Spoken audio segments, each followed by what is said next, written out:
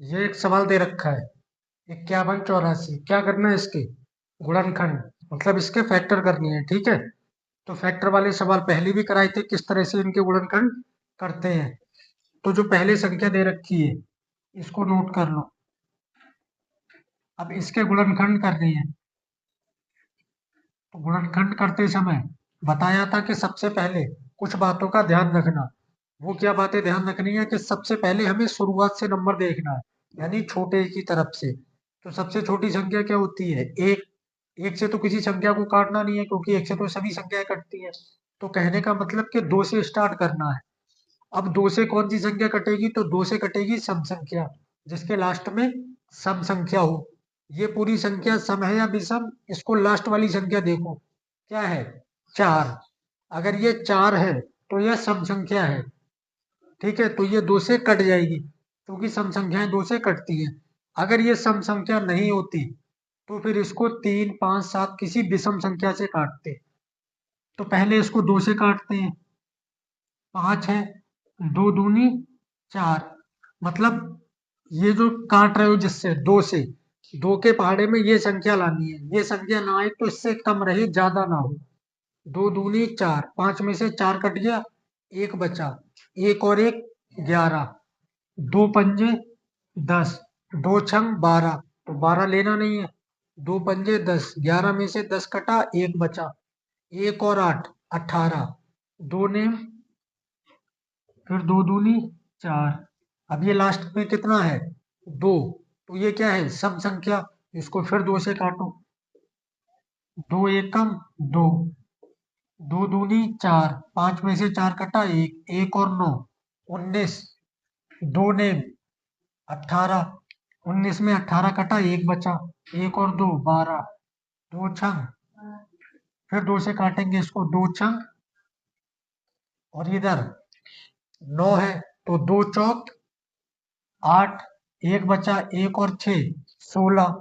दो अट्ठे, फिर दो से काटेंगे इसको, क्यों? क्योंकि लास्ट में 8 आ रहा है, सम संख्या। दो तिया 6, दो दूनी 4, दो चौक 8। ये फिर दो से कटेगा, क्योंकि लास्ट की संख्या क्या है? 4, और वो क्या है? सम संख्या। तो दो एकम 2, एक बचा, एक और दो 12। दो छंग 12, तो दो दूनी 4। दो से ही काटेंगे, लास्ट में सम संख्या। दो अट्ठे 16, दो एकम 2। अब ये दो से कटेगा?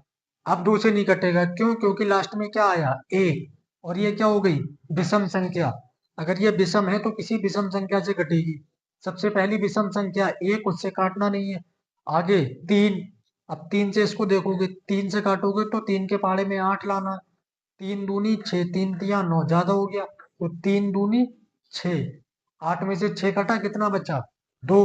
2 और 1, 21। 3 के पहाड़े में 21 आएगा? 3 सत्ते 21 आता है। 3 दूनी 6, 2 बचा, 2 और 1 21, 3 सत्ते 21।